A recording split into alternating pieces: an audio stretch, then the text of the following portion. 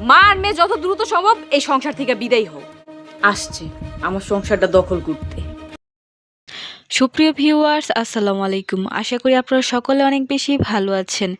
Viewers, daisy হৃদয়ের হাত থেকে বাঁচার জন্য চাকরির খোঁজে বের হয়, কিন্তু ডেজি কোনো চাকরি খুঁজে পাচ্ছে না। ডেজি বাধ্য হয়ে আবার মুতালিবের বাড়িতে যায়।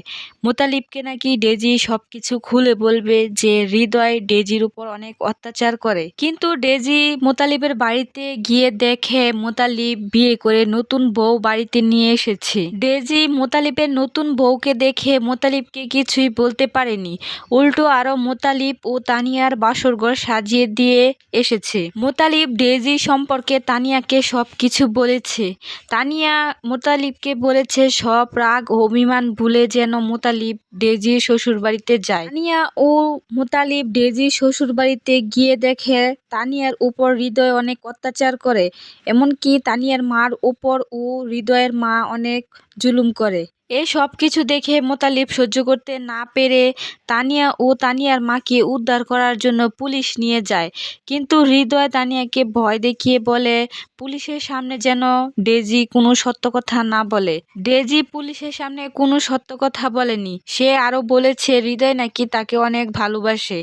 মুতালিব কোনো উপায় না পেয়ে ডেজিকে তার শ্বশুর বাড়িতে রেখে ডেজির মাকে নিয়ে মুতালিব তার বাড়িতে ফিরে আসে। হৃদয় মুতালিবকে শর্ত দিয়েছে ডেজিকে বিয়ে করতে নাকি হৃদয়ের 8 লক্ষ টাকা লাগে, এর থেকে যদি 5 লক্ষ টাকা মুতালিব হৃদয়কে দিতে পারে তাহলে নাকি ডেজিকে নিয়ে যেতে পারবে।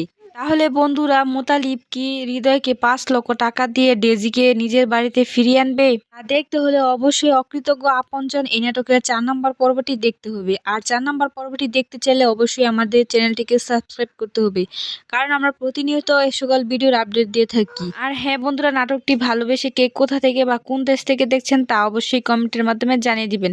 তো বন্ধুরা, চলুন আর বেশি কথা না বাড়িয়ে জানা যাক অকৃতজ্ঞ আপনজন এই নাটকের 4 নম্বর পর্বটি কবে আসতে চলেছে।